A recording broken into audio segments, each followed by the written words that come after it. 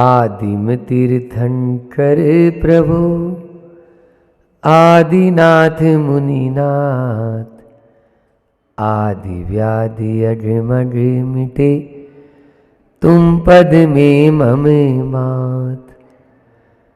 चरण शरण है आपके तारण तरण जियाज, भवदधि तट तक ले चलो करुणा कर जिन राज। आदिम तीर्थंकर आदिनाथ भगवान की जय बोलना है आप लोगों को। परम उपकारी संत शिरोमणि आचार्य गुरुवर विद्यासागर जी महामुनि राज की, पूज्य मुनि श्री 108 दुर्लभ सागर जी महाराज की। आज बात आई की है, कल नहीं परसों जी पर बात की तो गई, और आज आई, जिंदगी में आई और गई, यही चल रहा है। कुछ आ रहा है, कुछ जा रहा है। बस वर्तमान में जी लो। जो वर्तमान में जीता है वो सुखी रहता है। अन्यथा व्यक्ति या तो ये कहता हुआ मिलेगा कि मैं ऐसा करूँगा, मैं वैसा करूँगा, मैं ऐसा करूँगा, तो गा गा गा इस पर रहता है। मैंने ये किया था, मैंने वो किया था, इस प्रकार की भी चर्चा वो करता रहता है। तो था के बारे में बताता है। बस यही उसके दुखों की गाथा है। या तो गा पे बात करता है या था पे बात करता है। जो है पर बात करे तो बात समझ में आए। अल्फ़ाबेट की सीरीज में आज आई, जो इंग्लिश में यदि कहें तो फर्स्ट पर्सन कहलाता है। फर्स्ट पर्सन है ना, सेकंड और थर्ड पर्सन नहीं है। लेकिन उस आई को ही आदमी भूल गया। 4 सवाल अपन करते हैं जो आचार्यों ने कहे हैं। पहला है व्हाट एम आई या हुज एम आई, मैं कौन हूं। दूसरा है व्हाट्स माई, मेरा क्या है। तीसरा है व्हाट एम आई डूइंग, मैं क्या कर रहा हूं। और व्हाट शुड आई डू, मैं क्या कर, मुझे क्या करना चाहिए। फिर से दोबारा चारों प्रश्न ध्यान दो। पहला है मैं कौन हूं, मेरा क्या है, मैं क्या कर रहा हूं, मुझे क्या करना चाहिए। इस प्रकार से इन चारों प्रश्नों को आज अपन हल करेंगे। तो अपने जीवन में भी उस आई को पहचान कर अपने जीवन में संतोष और संतुष्टि को धारण करेंगे। आचार्य कुंद कुंद स्वामी समय सार में इस बात को कहते हैं, और हम तो प्रतिदिन उस गाथा को दोहराते हैं कि अपने आप को पहचानने की जरूरत है। बाहर में जो भी दिख रहा है वो मैं नहीं हूं और मेरा भी नहीं है। ये जो नाम, आपसे कोई पूछे आप कौन हो, तो तुरंत आप बोलेंगे हम फलाने चंद, फलाने मल है। तुरंत एक नाम आपके मुख पर आएगा। वो नाम किसने रखा? वो नाम जन्म के बाद माता पिता ने रखा। कब तक? मरण तक। उसके बाद में फलाने चंद जी गए, बोले कहाँ? बोले यहाँ से वहाँ गए। इस प्रकार से मैं कौन हूँ इस बात को जानना बहुत जरूरी है। जब तक ये नहीं जानेंगे, क्योंकि मैं मूर्ख हूँ, मैं विद्वान हूँ, मैं स्त्री हूँ, मैं पुरुष हूँ, मैं जवान हूँ, मैं बूढ़ा हूँ, मैं अमीर हूँ, मैं गरीब हूँ, ये पहचान अपनी नहीं है। ये पहचान बाहरी हो सकती है, भीतरी पहचान ये नहीं हो सकती। भीतरी पहचान ये नहीं हो सकती, क्योंकि भीतरी जो आत्मा है वो न अमीर होती है, न गरीब होती है, न रंक होती है, न राजा होती है, न मूर्ख होती है, न विद्वान होती है। फिर क्या होती है? वह आत्मा शुद्ध है, वह आत्मा निरंजन है। बस उस पवित्र आत्मा को पहचान लेंगे। अप्पा सो परमप्पा, आत्मा ही परमात्मा है, आत्मा ही परमात्मा है। उसको जानना है जो अभी तक नहीं जाना, उसको सुनना है जो अभी तक नहीं सुना, उसको अनुभव करना है जो अभी तक अनुभूत नहीं किया। आचार्य कुंद स्वामी कह रहे हैं, सुध परिचिदानुभूता एयत्तस्सौलंबो नवरी विसुलह विहतस्य। मतलब वो जो जाना है, सुना है या हमने पहचाना है, उसको जानने पहचानने और अनुभव करने की जरूरत नहीं है। वो तो केवल बाहरी हमने कर लिया। मैं कौन हूँ? मैं सुखी दुखी, मैं रंग राव, लेकिन ये सब मेरा सही परिचय नहीं है। मुझे तो अपना वास्तविक परिचय अपने को मालूम चलाना है। एक बार ऐसा हुआ कि एक शेर का बच्चा था। अब वो शेर का बच्चा सियारों की टोली में चला गया। बचपन में सियार सड़ा गला मांस खाते, वो भी वैसा ही सड़ा गला मांस खाने लगा। सियार हु की भाषा बोलते, वो शेर का बच्चा भी, क्योंकि जैसे माहौल में पलता है वैसा ही तो होगा ना, बस वह भी वैसी ही भाषा, वैसी ही वाणी बोलने लगा। एक दिन एक बूढ़े कद्दावर शेर का उधर से गुजरना हुआ, और जैसे उस शेर को देखा, सारे के सारे सियार भाग गए। अब जो उस सियारों की टोली में जो शेर था, वो भी अब तो जवान हो गया था, वो भी भाग के जा रहा था। बूढ़े शेर को ये अच्छा नहीं लगा। इस शेर को तो मुझे चुनौती देनी चाहिए, और ये उन सियारों के साथ में दौड़ के भाग रहा है, ये तो अच्छा नहीं, ठीक नहीं है। उसने आवाज लगाई, ए तुम ठहरो, तुम शेर हो? बाप जी मैं कहाँ शेर हूँ, मैं शेर नहीं हूँ बाप जी, मैं तो सियार हूँ, और मैं इतने दिन से सियारों में ही रहता हूँ। बोले नहीं नहीं, तुम शेर हो, अपने आप को पहचानो, तुम शेर हो। बोले नहीं नहीं, मैं शेर नहीं हूँ, मुझे तो बहुत साल हो गए, मैं इनके साथ ही रहता हूँ। बोले चल। बाजू में नदी बह रही थी, नदी के स्वच्छ जल में अपना और उसका प्रतिबिंब बताया। बोल, तेरा चेहरा और मेरे चेहरे में कोई अंतर है? कोई अंतर नहीं है, कोई अंतर नहीं है। देखते ही उसको भी लगा कि हाँ वाकई में मैं जैसा देखता हूँ औरों को, वैसा और इसमें तो बहुत अंतर है, और हम दोनों एक से हैं। उसके भीतर का शेर जागा। बूढ़े शेर ने एक दहाड़ लगाई, उसने भी जोरदार दहाड़ लाई, सारे के सारे सियार भाग गए। हम भी आपकी तरह कभी सियारों की टोली में बैठते थे, लेकिन एक विद्यासागर जी जैसे शेर को देखा तो हमारे भीतर का शेर जागा कि नहीं, ये जो शेर है वैसा ही शेर मेरे भीतर भी है, बस जागने की जरूरत है। और हमने भी उनकी दहाड़ सुनी, अपने आप की उस दहाड़ को पहचाना, और हम भी, उन्होंने अपना जैसा रूप प्रदान कर दिया और हमें भी एक शेर जैसा उन्होंने बना दिया।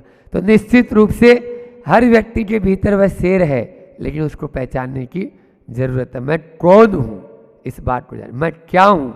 दूसरा प्रश्न था व्हाट्स माई, मेरा क्या है? मेरा इस धरती पर कुछ भी है क्या? ये शरीर भी मेरा नहीं है, तो और किसकी बात करते हो? बोलो, शरीर आपका है? नहीं, कुछ भी नहीं है तेरा। 2 गज जमी भी नहीं है तेरी, 2 गज जमी भी नहीं है तेरी, और 2 गज कफन का टुकड़ा मिल जाए लास्ट में, ये भी नहीं है जरूरी, ये भी नहीं है जरूरी। उस समय कैसी क्या परिस्थितियां, अभी कोरोना काल में सब बता दिया कि सबकी मेरा क्या है। इसलिए आचार्य भगवान कहते हैं जो करना है वो कर ले, बस वो तेरा है, बाकी सब रैन बसेरा है। ना तेरा ना मेरा, ये दुनिया एक रैन बसेरा, बस रैन बसेरा है। कब तंबू उखड़ जाएंगे कोई पता नहीं चलेगा। इसलिए अपने आप को, इसलिए मैंने आज बोला, एक व्यक्ति ने बोला कि महाराज जी आज हम जो है कंपनी में बोले कि मैं बीमार हो गया, नाम नहीं ले रहे, और मुझे तो अब उसको आना था महाराज जी के पास में, तो अब कैसे कंपनी छुट्टी देती नहीं है। तो बोले भैया बहुत तेज मलेरिया हो गया। बोले हाँ तुम्हें दूसरा मलेरिया हो गया, ये मलेरिया नहीं हुआ। इस प्रकार से अपना आप ही जो करना है उसके ऊपर आचार्य श्री जी ने बहुत अच्छा लिखा मूठ माटी के अंदर। मूठ माटी महाकाव्य गुरु जी का एक बहुत बड़ा महाकाव्य है जो अनेकों यूनिवर्सिटी में अध्ययन कराई जा रही है। उस मूठ माटी में लिखा है करना है सो कर जा। क्या लिखा? करना है सो कर जा और मरना है सो मर जा। मरना है सो मर जा, करना है सो कर जा, वरना कर जा तो मत कर जा, कर जा तो मत कर जा। इसलिए करना है सो कर जा अपने आप को। फिर तीसरी बात है मुझे क्या करना चाहिए, व्हाट एम आई डूइंग, मुझे क्या करना चाहिए और मैं क्या कर रहा हूं। ठीक है ना, ये दोनों प्रश्न, व्हाट एम आई डूइंग और व्हाट शुड आई डू, मतलब मुझे क्या करना चाहिए। तो अपने जीवन के उत्थान के लिए पुरुषार्थ करना चाहिए। जैसे अभी आप लोग यहाँ प्रवचन सुनने आए, बोलो सबके पास में कार्य है, सबके पास में कार्य है, ऐसा कोई नहीं है जो फालतू हो। सुन रहे हो प्रमोद जी? हाँ, लेकिन एक होता है प्रायोरिटी और एक होता है सेकेंडरी। ठीक है ना, प्राथमिक और गौण। हमारे यहाँ पर आचार्य उमा स्वामी महाराज ने उसको कहा अर्पिता अनर्पित सिद्धे, अर्पिता अनर्पित सिद्धे, मुख्य और गौण। मुख्य क्या है और गौण क्या है? आप लोगों को ये लगा नहीं गुरु जी का व्याख्यान होना है, गुरु जी की अभी थोड़ी बहुत अपन 2 शब्द सुन लेंगे, हो सकता है इस जन्म में नहीं अगले कई भावों के बाद ये शब्द काम में आ जाएं। कोई ज़रूरी नहीं है जो अभी आप सुन रहे हो वो अभी काम में ले या अभी मेरे काम में आए, न जाने कब आ जाएंगे, कभी भी आ सकते। लेकिन ये संस्कार धूमिल नहीं होंगे, धूमिल नहीं होंगे। आपने एक बार यदि ध्यान लगा के सुन लिया है तो उसके बाद में वो कभी न कभी आपके वो उजागर होंगे। इसलिए मैं क्या कर रहा हूँ, अभी तो पाप की ओर जा रहा हूँ, पाप की ओर नहीं पुण्य की ओर आना है। मुझे क्या करना चाहिए? पुण्य कार्य करना चाहिए, मुख्य को और गौण का ध्यान रखना चाहिए। मैं कई बार उदाहरण दे चुका हूँ, आज फिर दे रहा हूँ कि एक होता है इम्पोर्टेंट और एक होता है अर्जेंट। एक होता है इम्पोर्टेंट और एक होता है अर्जेंट। अर्जेंट के चक्कर में इम्पोर्टेंट को मत भूलो। क्या बोला? लिख लो, अर्जेंट के चक्कर में इम्पोर्टेंट को मत भूलो। जैसे मान लीजिए आपकी कोई राष्ट्रपति से या प्रधानमंत्री से मुलाकात तय हुई, आप प्रधानमंत्री या राष्ट्रपति के वहाँ बिल्कुल भवन में पहुँच चुके हैं और उसके चैम्बर के सामने खड़े हैं, एकदम से आपके पेट में बहुत तेज दर्द उठा और ऐसा लगा कि अब तो बिल्कुल कपड़े खराब हो जाएंगे यदि मैं संडास में नहीं गया तो मुझे तुरंत पहले पेट साफ करना चाहिए, अन्यथा बहुत बड़ा अनर्थ हो जाएगा। इस प्रकार से आप क्या करेंगे? पहले प्रधानमंत्री या राष्ट्रपति से मिलेंगे या पहले आप शौचालय में जाएंगे? बोलो। लेकिन शौचालय में जाकर आप वापस बाहर निकलोगे या नहीं निकलोगे?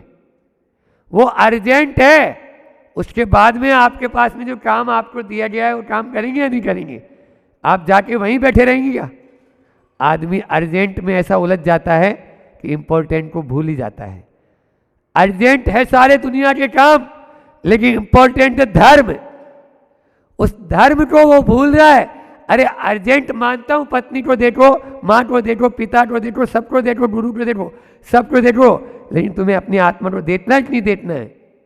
अपनी आत्मा की शुद्ध लेना है नहीं लेना है? तो व्हाट्स आई एम डूइंग और व्हाट शुड आई डू, मैं क्या कर रहा हूं और मुझे क्या करना चाहिए, बस इस बात को अपने जीवन में उतारना है। 4 पंक्तियां लास्ट में सुनाएंगे। पहले आपको 4 आई और दे दें कि आई पर इंटरेस्ट, रुचि होती है, सब काम हो जाता है। आई फॉर इंटरेस्ट, रुचि, भीतर में रुचि होना बहुत जरूरी है। जब तक रुचि नहीं होगी ना, तब तक धर्म का अंकुरण ही नहीं हो सकता है। लेकिन करें क्या? मंदिर जाने के लिए जैसी रुचि है, क्या वैसी रुचि पिक्चर जाने के लिए है? बोलो। रुचि तो है, लेकिन वैसी रुचि नहीं है। अभी तो प्रमोद भैया को व्हाट्सएप से सबको खबर करनी हुई और फिर बुलाना हुआ कि नहीं चलो आज गुरुजी का व्याख्यान है। हालांकि 6वां हिस्सा उन्होंने तो कमा ही लिया है, अपने अकाउंट में डाल ही लिया है, लेकिन फिर भी इस बात को समझना बहुत जरूरी है कि मंदिर जाने की जैसी रुचि है, वैसी रुचि अपन पिक्चर जाने की रुचि ज्यादा है। आचार्य उमा स्वामी महाराज उसी तत्वार सूत्र में कहते हैं, तीव्र मंद ज्ञाता ज्ञात भावाधिकरण वीर्य विशेषव तद विशेषा। 6वें अध्याय का 6वां सूत्र है, ये 6वां सूत्र है। समझ में आ रहा है? 6वां है बिल्कुल। आपका जैसे भाव होंगे, क्रिया महत्वपूर्ण नहीं है। अभी यहां बैठे हुए हैं, क्या सबको फल बराबर मिल रहा है क्या? बोलो। कोई इधर देख रहा है, कोई उधर देख रहा है, कोई ऊपर देख रहा है, मिलेगा फल? कोई मेरी तरफ देख रहा है, देख तो रहा है, लेकिन सुन कितना रहा है और सुनने के बाद अपना कितना रहा है, ये चीज। तो इंटरेस्ट, रुचि होना बहुत जरूरी है। बिना रुचि कुछ नहीं होगा। इग्नोरेंस, धर्म कार्य में रुचि बढ़ाओ और पाप कार्य को दूर करो, इग्नोर करो। तो इग्नोरेंस यानी धर्म से अपन को जुड़ना है और पाप को हटाना है, अज्ञान को हटाना है और ज्ञान को धारण करना है। ज्ञान में रुचि लाओ, तभी तो अपन प्रार्थना करते हैं, तमसोर मां ज्योतिर्गमय, अंधकार से ज्योति की ओर जाऊं। ये तो ये इग्नोरेंस। फिर तीसरा आई, इन्वॉल्व, दुनियादारी के मामले में कितने इन्वॉल्व होते हो और धर्म कार्य में कितने इन्वॉल्व होते हो, ये अपना तराजू स्वयं अपने पास में रखो। हम क्या करते हैं, सांसारिक कार्यों में तो बहुत इन्वॉल्व हो जाते हैं और जो पुण्य के कार्य होते हैं उनमें इन्वॉल्व कम होते हैं, पुण्य भी कम ही लगेगा। उसमें पूरे तन मन से इन्वॉल्व हो जाओ। चलो धन नहीं है तो, और धन भी है तो धन भी लगाओ। इस प्रकार से मन वचन काय से इन्वॉल्व हो। लेकिन दुनियादारी में देखो कैसे इन्वॉल्व हो जाते हैं। एक बार ऐसा हुआ कि एक पहलवान था और उस पहलवान ने थोड़ी भटजट हुई किसी से, बोले ओए ज्यादा मत बोल अब, नहीं तो तुम्हारे पूरे 64 नीचे गिरा दूंगा। तो बाजू वाला बोलता भैया दांत तो 32 ही होते हैं, तू 64 की बात कर रहा है। बोले मुझे मालूम था तुम बीच में बोलेगा, मुझे मालूम था तुम बीच में बोलेगा। ये दुनियादारी का इन्वॉल्वमेंट है। हर चीज में अपन उसमें बीच में बोलना शुरू कर देते हैं, इसलिए वो पहलवान वाला याद रख लेना। और लास्ट है इंस्पायर, यानी प्रेरणा। इंस्पायर, प्रेरणा, हमें अपने प्रेरणा स्रोत, आदर्श, कोई ना कोई आदर्श बनाओ। अपने जीवन में आदर्श बनाएंगे तो हम उस आदर्श को ध्यान में रखेंगे कि नहीं मुझे इन जैसा बनना है, नहीं मुझे इनके पद चिन्हों पर चलना है। आचार्य शांति सागर जी महाराज, चारित्र चक्रवर्ती, उनको देखकर आज हर मुनिराज अपने आप को सोचता है नहीं मुझे भी उनकी तरह कठोर से कठोर चर्या का पालन करना है, मुझे भी उनकी तरह बिल्कुल बीएड वन में रहना है, मुझे भी उनकी तरह सालों उपवास करना है, एक आहार एक उपवास करना है जैसे हमारे महाराज जी कर रहे हैं। इस प्रकार से कठिन चर्या का पालन तभी कर पाते हैं जब सामने वाले आदर्श को अपने ध्यान में रखते हैं। आचार्य विद्यासागर जी महाराज को, आचार्यों को, अपने महापुरुषों को जब सामने रखते हैं तो अपना आप ही वो हमारे इंस्पायर, प्रेरणा बनते हैं। तो 4 इंटरेस्ट, इग्नोरेंस यानी पुण्य में हम इंटरेस्ट लें पुण्य कार्यों में और पाप कार्यों को इग्नोर करें, और सहभागिता, इन्वॉल्व, हमारा अच्छे कार्यों में अच्छाइयों में इन्वॉल्व हो, और जो महापुरुष है उनसे हम प्रेरणा ग्रहण करें, तभी अपने जीवन का कल्याण कर पाएंगे। तो मैंने आज बात की है आई की, अपने आई को, अपने मैं कौन हूँ, मेरा क्या है, मुझे क्या करना है और मैं क्या कर रहा हूँ, इन 4 बातों को साथ में लेके अपने जीवन का कल्याण कर सकते हैं, क्योंकि समय का कोई भरोसा नहीं होता है। अभी समय बीतेगा, वो वापस आने वाला कभी नहीं है। जगत जल्दी, ये 4 लाइन सुनाकर अपनी वाणी को विराम दूंगा। जगत जल्दी से पार उतरने को अद्भुत नोटा है। जगत जल्दी से पार उतरने को अद्भुत नोटा है। ये शरीर अद्भुत नोटा है, ये हम सबको जो जीवन मिला है, ये मनुष्य भव मिला है, ये अद्भुत नोटा है। मानव भव शाश्वत सुख पाने का अद्भुत मौका है। मानव भव शाश्वत सुख पाने का अद्भुत मौका है।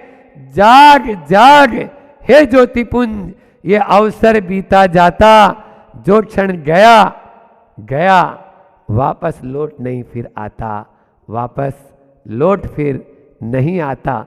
बस जो क्षण चला गया वो चला जाएगा, इसलिए जो क्षण हमारे पास में वर्तमान में है उसका सदुपयोग कर लें और हम अपने एक एक कदम को आगे बढ़ाते चलें। इसी परम पुनीत भावना के साथ आज आपके इस फैक्ट्री में यहाँ पर आना हुआ और बहुत अच्छा लगा। हाँ, यह बात है डोंडाईचा पास में ही है, जहाँ बड़ी समाज भी यहाँ पर उपस्थित है आप लोगों की, और दिगंबर समाज भी बड़जाचा जी भी वहाँ पर हैं। लेकिन सबका अपना अपना पुण्य रहता है और उतना ही उसको मिल पाता है। निश्चित रूप से आप लोगों का पुण्य कि यहाँ पर आज प्रवास रहा हम लोगों का। बोलिए अहिंसा परमो धर्म की, आचार्य गुरुवर विद्यासागर जी महामुनि राज की। सारी दुनिया के पुण्य का केंद्र स्थान है प्रेम। अगर आपके पास प्रेम है तो आपके पास पुण्य आता चला जाएगा, बिल्कुल आता चला जाएगा। है कि नहीं प्रेम, बताओ? है अपने पास, सबके प्रति है। एक सास बहू को गर्म भोजन करा रही है, मतलब वो क्या है? प्रेम है। आप लोग से प्रेम इसलिए, जैसे आप लोगों से प्रेम है इसलिए तो यहाँ पर बैठ के हम क्या कर रहे हैं? प्रवचन कर रहे हैं। आप लोगों से प्रेम है इसलिए तो शायद हो सकता है आपके बुलावे पे हम पारोला आ सकते हैं। आए, नियम नहीं, आए नियम नहीं, पर आ सकते हैं। आप लोगों से प्रेम वात्सल्य स्नेह है, इसलिए अगर प्रेम है तो निश्चित पुण्य है। ये पुण्य की सारी ताकत काय में है? प्रेम में। पुण्य का बीज क्या है? प्रेम है। जिसके पास प्रेम है वो सब कुछ, ये मान के चला, उसने सब कुछ प्राप्त कर लिया, बिल्कुल सब कुछ प्राप्त कर लिया है। प्रेम की बड़ी महिमा है और आज वही सबसे बड़ी कमी है। आज बस प्रेम नहीं है, बाकी सब है।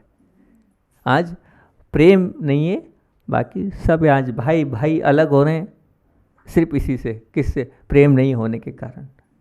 प्रेम नहीं होने के कारण अभी एक घटना बताई, उसको बताता हूँ कि भाई बहन हैं, अब बहन को मकान दे दिया, मकान में पार्टनरशिप कर ली कुछ साल पहले, और जो भाई है वो समर्पित है क्योंकि बड़ी बहन है। अब देखो ये पैसा का कैसे की लीला कैसी हैगी कि अब वो जो बहन, मतलब जो जिया जी हैं, वो केस पे केस लगाए जा रहे हैं, कितना पैसा ले चुके हैं, ना वो मकान नाम करा रहे हैं ना कुछ कर रहे हैं। ये क्या है? ये क्या हो रहा है? और प्रेम भी समाप्त हो रहा है, किसके कारण? उस पैसे के कारण। और अब वो केस करे जा रहे हैं, जबकि मकान ना उनका है, लेकिन वो भाई इस हिसाब से है कि मेरे जियाजी है, मेरे पिता के समान है, वो नीचे मुँह करके बैठे हैं, सुने जा रहे हैं। लेकिन ये तो ठीक है क्या? बिल्कुल नहीं है। वो अपने साथ भी गलत कर रहे हैं और उनके साथ भी गलत कर रहे हैं, दोनों के साथ गलत कर रहे हैं। तो ये प्रेम अगर आपके पास है तो ये मान के चलना पुण्य आपके पास होगा। मेरा विश्वास है साहब, पैसा नहीं, उस पैसे से बढ़कर क्या? तो बोले पुरुषार्थ, और पुरुषार्थ से भी बढ़कर क्या? पुण्य, और पुण्य से भी बढ़कर क्या? प्रेम, और प्रेम से भी बढ़कर अगर और कुछ है तो है, आगे भी है। पहले और प्रेम की बात बताऊँ, अच्छी याद आ गई तो बता देता हूँ। एक बम्बई की बात है, बम्बई के पास एक गांव है, वहाँ की बात है, मतलब बम्बई प्रॉपर की तो नहीं है। वहाँ पर एक पति पत्नी दोनों रहते थे, और वो पति पत्नी वहाँ रहते थे उस छोटे से गांव में। तो वहाँ पर उनको तनख्वाह मिलती थी दोनों को 53,000 रुपये। पर अब दोनों अंधे और 53,000 की तनख्वाह, उनको ऐसा लगता था बहुत है। प्रेम की चर्चा चल रही है तो बोले बहुत है तो इस 53,000 का क्या करना चाहिए? तो हम दोनों तो अंधे हैं ही, हम एक काम करते हैं, इस पैसे का सदुपयोग करें। और उन्होंने ढूंढना प्रारंभ किया कि जो जो अंधी बालिकाएं होंगी उनको हम अपने घर में रखेंगे और घर में रख के उनका पूरा निर्वाह अच्छे से करेंगे। अब उन्होंने प्रारंभ किया 1 2 3 4 और फिर 53,000 तो थे उनके पास, लेकिन उनके पास पुण्य योग से पुराना धन भी था। 4 5 सत्य घटना है, 7 8 9 10 धीरे धीरे करके इकट्ठी हुई 20 बहनों का वो निर्वाह कर रहे थे, उनकी भोजन, उनकी पढ़ाई, उनका सब कुछ वो छोटे से गांव में कर रहे थे। महाराष्ट्र का गांव याद नहीं है, पेपर की बात हैगी, मुंबई के पास कोई गांव है, पूना और मुंबई के बीच का कोई गांव है, उस गांव की चर्चा हैगी। 20 बहनों का वह निर्वाह कर रहे थे, स्वयं अंधे, लेकिन और वो क्या कर रहे हैं, बोले हम आंख वालों को नहीं सहारा देंगे, हम जैसे हैं उनको सहारा देंगे, उनको प्रेम करेंगे। ये है प्रेम। ये क्या है? ये है प्रेम। ऐसा प्रेम आपके पास है? अगर ऐसा प्रेम है तो बहुत अच्छी बात है कि प्रेम से बढ़कर क्या? पीड़ा।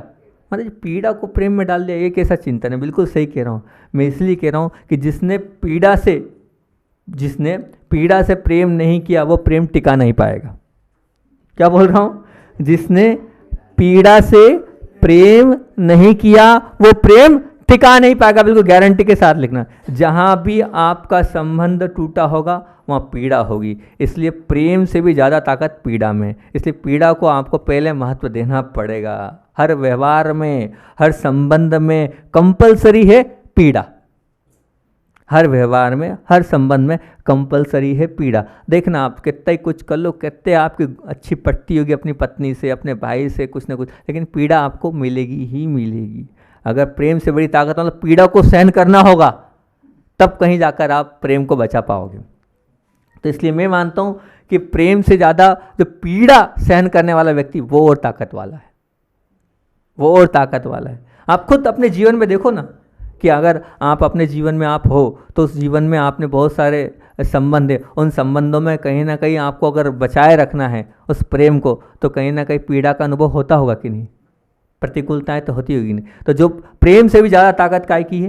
पीड़ा की। और जो पीड़ा सहन करने वाला या दूसरों की पीड़ा भी देख रहा है, उस पीड़ा के लिए भी अगर वो दुखी है तो दुनिया उसको चाहती है, बिल्कुल चाहती है।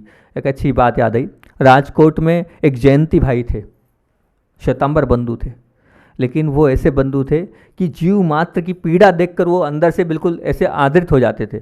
और वो उनका काम यही था कि वो किसी भी तरह से जो पशुओं की गाड़ी जाती थी, जैसे हमारे गौरव भाई बैठे हैं, बिल्कुल जीव मात्र के प्रति दया भाव रखते हैं, ऐसे ही वो बिल्कुल लगे रहते थे। और जहाँ गाड़ी पकड़ी और वो कत्ल खाने जो है वो क्या बोलते हैं आप उसको, स्लेटर, हाँ, उसमें वो हम कत्ल खाने मतलब उसमें बेचते नहीं थे वो। और जैसे भी हो और पकड़ते थे अंदर गौशाला में, पकड़ते थे गौशाला में, पकड़ते थे और गौशाला में पूरा समय। अब वहाँ के जितने भी जो वहाँ पे कत्ल खाने वाले थे वो उससे बहुत परेशान थे जयंती भाई से। जयंती भाई मतलब उनके लिए एक बहुत बड़े दुश्मन थे वो, ये है। और अच्छी दमदारी भी थी और पैसे वाले भी थे, ताकत रखते थे, बिल्कुल अपना समय भी देते थे, धन भी देते थे, सब तरह से तैयार रहते थे। अब समय तो सबका होता है। एक दिन जब उनका अंत समय आया तो अंत समय में जब उनकी मृत्यु हुई तो मृत्यु होने के बाद आप विचार करना कि देखो सम्मान और एक प्रेम कैसा होता हैगा कि वो तो जीव मात्र के प्रति पीड़ा उनके लिए थी। जब वो मरण उनका हुआ तो जितने वहाँ पर राजकोट के कत्ल खाने थे उनके उस सम्मान में सब कत्ल खाने उस दिन बंद रहे, सब कत्ल खाने बंद रहे, क्योंकि इतना प्रेम, इतना स्नेह था कि भले कुछ भी हो, भले उन्होंने हमारा ज़िंदगी भर विरोध किया रहते, लेकिन फिर भी उनके स्नेह, उनके प्रेम और उनके वात्सल्य में पूरे के पूरे कत्ल खाने बंद रहे। ऐसा ये पीड़ा, क्योंकि आप पीड़ा को सहन भी करना है और पीड़ा को, जो दूसरे की पीड़ा है उसको भी अपनी पीड़ा मानना, ये ताकत बहुत बड़ी होती है कि दूसरों की पीड़ा को जो अपनी पीड़ा मानता है। इसीलिए आचार्य श्री बार बार बोलते हैं, पर की पीड़ा अपनी करुणा की परीक्षा लेती है, पर की पीड़ा अपनी स्वयं की करुणा की परीक्षा लेती। तो आप खुद देखें, अगर पीड़ा अगर आपके अंदर है दूसरों को देखकर, तो आप सबसे बड़े ताकत वाले हैं, आपसे बढ़कर कोई ताकत वाला नहीं। आप बहुत बड़े बलशाली हैं, क्योंकि सारी दुनिया को आप खुश रख रहे हो। मान लो आप पूरी दुनिया को खुश रख रहे हो, पर आप दूसरों को खुश रखने में तो तैयार और आगे हो, पर क्या कभी आप अपने माता पिता को खुश रखने के लिए इतने एक्टिव हैं, इतने अंदर से जागरूक हैं? अपने भाई बहन को खुश रखने के लिए इतने जागरूक हैं? बताओ। आप अपने और भी जो घर के परिवार के सदस्य उनको खुश, उनके अनुकूल रखने के लिए इतने जागरूक हैं? नहीं है। और दूसरों के लिए तो बिल्कुल बहुत अच्छे से हम बात कर रहे हैं और बहुत अच्छे से उनसे व्यवस्थित रूप से पेश आ रहे हैं, लेकिन अपने परिवार वालों के साथ आ रहे हैं क्या? मैंने देखा एक बालक है, उस बालक को देखा, वो दूसरों से तो इतने अच्छे से बात करता है, लेकिन अपनी माँ से वो बिल्कुल अभद्रता से बात करेगा। तो मैंने कहा भाई ऐसा क्यों? बोले वो ऐसा बन ही गया है मेरा व्यवहार, वो थोड़ी सी बात में मेरे को गुस्सा आ जाता है। मैंने कहा ये तो अभी हाल हमने देखा, तो मैंने अपनी चाची से इतने अच्छे से बात करी। भाई ये है वो दूसरे घर में रहती है चाची, अभी आई हैगी, मैंने चाची से इतने अच्छे से बात करी, वही मम्मी आई तो इतने तेज गुस्से में बात करी। तो मतलब ये क्या कौन सी बात हो गई? मतलब दूसरा बाहर वाला है उससे आप ऐसी बात कर रहे हो, और अपने वाला है उससे इस प्रकार से बात कर रहे हो। तो इससे तो और आपके अंदर जो कहना चाहिए कि पीड़ा, और पीड़ा बढ़ा रहे हो आप, पीड़ा सहन नहीं करो, पीड़ा को और बढ़ाते जा रहे हो। समय अपना हो रहा है। पैसे की ताकत से पुरुषार्थ की ताकत, पुरुषार्थ की ताकत से पुण्य की ताकत, और पुण्य की ताकत से प्रेम की ताकत, और प्रेम की ताकत से पीड़ा सहन करने की वाले की ताकत और होगी। और मैं तो कह रहा हूँ उससे बड़ी ताकत कौन की? परमात्मा की ताकत। जो परमात्मा से जुड़ गया वो महाशक्तिशाली उस पुंज से जुड़ गया। जो परमात्मा से अपने आप को और उससे प्रीत मिला लेता है, मतलब उसके पास तो सबसे बड़ी ताकत होती है। परमात्मा से जुड़ गया मतलब आपके अंदर धर्म, लेकिन कौन? ऐसा नहीं कोई पूजा करने वाला है, वो परमात्मा से नहीं जुड़ा है। परमात्मा से तो जो जुड़ा है, जो परमात्मा ने किया है वो मेरे जीवन में अगर है तो मैं परमात्मा से जुड़ा हूँ, अन्यथा कोई जुड़ाव नहीं है। अगर आपके मन में वही क्रोध है, वही मान है, वही मायाचारी भरी है, तो फिर आप परमात्मा से नहीं जुड़े हो। परमात्मा से जुड़ने से तात्पर्य ये कि जैसे वो हैं वैसे अगर मैं हूँ तो बहुत अच्छी बात हुई। अगर जो परमात्मा से जुड़ा होता ना, तो निश्चित मान के चलना परमात्मा कैसे होते हैं, वो आपका भजन और आपका संसार हल्का करते चले जाएंगे। एक अच्छा याद आया, कृष्ण जी थे, और कृष्ण जी जो है वो नदी पर वहाँ कीड़ा कर रहे थे अपने मित्रों के साथ, और वहाँ पे जो गोपियाँ थी वो पानी भर रही थी नदी से। तो एक के ऊपर एक हंडा रखे जा रही थी। जब वो हंडा रख रही थी तो अब एक हंडा रखा, फिर दूसरा रखा, तीसरा रखते नहीं बन रहा था, तो उन्होंने आवाज़ दी कि इस हंडे को उठाकर ऊपर रख दो। कृष्ण जी ने जो है वो हंडा नहीं रखा। सबको बड़ा वो आया कि इतना सा हंडा उठाने में जोर आ रहा है, पर वो कृष्ण जी जो हैं वो हंडा उसको रखने को तैयार नहीं थे। अब हुआ ये, ठीक है कोई बात नहीं, फिर जैसे तैसे उनने तीसरा हंडा रखा, एक के ऊपर एक। अभी भले आप लोगों को नहीं देखा नहीं होगा, अभी नहीं चलता है, लेकिन पुराने ज़माने में पानी ऐसे ही लाया जाता था। तो वो उस ज़माने की बात है, अब अभी नए ज़माने की बात नहीं, हम कृष्ण जी के ज़माने की बात कर रहे हैं। तो वो हंडा एक के ऊपर एक। अब वो जब वहाँ पहुँचे तो कृष्ण जी से बोला नहीं कि हंडे उतार दो, लेकिन वो हंडा उतारने लगे। तो वो गोपियों ने बोले समझ में नहीं आ रहा है, बोले हम वहाँ जब कह रहे थे, जब हमारे लिए कठिनता थी, ऊपर रखे, उतार तो हम ही लेंगे, उतारने में कौन सी वो बड़ी बात थी। तो उन्होंने बहुत अच्छा जवाब दिया, बोले मैं भजन दे नहीं सकता हूँ, लेकिन भजन उतार तो सकता हूँ। मैं भजन दे नहीं सकता हूँ, मैं भजन उतार तो सकता हूँ। इसी प्रकार ध्यान रखना, आप प्रभु भी क्या, प्रभु की भक्ति में अगर परमात्मा की भक्ति में लीन हो गए तो वही प्रभु भी आपका भजन उतारते चले जाएंगे। अगर अपने जीवन में से भजन उतारना है तो आपको भी ऐसे परमात्मा से जुड़ना होगा। परमात्मा से जुड़ते चले जाओगे तो निश्चित तौर से मान के चलना आपका भजन उतरता चले जाए। अंत में आचार्य भगवान का संस्मय 6 बात आप ध्यान रखना, फिर से अपन 6 बात कर लें। सबसे पहले पैसे से बड़ी पुरुषार्थ, पुरुषार्थ से बड़ा पुण्य, पुण्य से बड़ा प्रेम, प्रेम से ताकत पीड़ा, और पीड़ा से बड़े परमात्मा। अब अंत में आचार्य भगवान का रोज़ संस्मरण सुनाते हैं, उसको अपनी बात विराम देंगे। आचार्य भगवान जब कुंडलपुर में विराजमान थे तो बहुत सारे लोग उनकी चर्या देखने आते थे कि ये खूब सुना है आचार्य विद्यासागर महाराज बहुत ऐसे पंचम काल में चतुर्थ काल की चर्या रखते हैं, और लोग दूर दूर से आते थे, कहीं गुना से और निश्चय वाले विशेष तौर से आते थे कि क्या है, देखते हैं, परीक्षा करते हैं। तो एक राजमल जी पवैया हैं, वो भोपाल के हैं, वो अपनी पूरी उसके साथ वहाँ गुरुदेव को देखने आए। अब वो पहुँचे गुरुदेव को, और गुरुदेव के पास जब पहुँचे तो गुरुदेव को देखा उन्होंने, तो वो बात नहीं कर रहे, अपने अध्ययन में लीन है। तो वहीं छुल्लक जी बैठे थे, बोले ये बोलते नहीं है क्या, मौन है क्या इनका? तो उन्होंने कहा नहीं बोलते हैं, और देख भी नहीं रहे आप बोल रहे बोलते हैं। 1 घंटा हो गया हम यहाँ से वहाँ घूमे, वो देख भी नहीं रहे, आप तो कह रहे हो कि बोलते हैं। बोले ऐसे नहीं बोलेंगे, आप अपने कोई प्रश्न पूछो, प्रश्न पूछोगे तो वो निश्चित आपको जवाब देंगे। आगे रह के हमारे गुरुजी नहीं बोलते हैं, ऐसा नहीं आप कहाँ से आए क्या है, ये उनका काम नहीं है। वो महान उत्कृष्ट चर्या वाले वचन गुप्ती ऐसी निकल, अच्छा ऐसा है। वो अपने फिर कुछ प्रश्न लेके पहुंच गए समय सार के, ऐसा ऐसा पूरी चर्चा चलती रही। वो बड़े प्रसन्न हुए चर्चाओं से, तो खुश होते हुए बोला हाँ जैसा सुना था वैसा ज्ञान पाया, अच्छा लगा आपसे चर्चा करने के बाद, पर आचार्य भगवान आपको वैराग्य कैसे हुआ?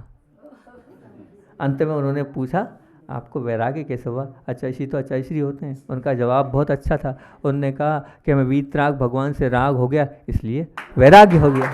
बोले आचार्य भगवान विद्यासागर जी महामुनि राज की।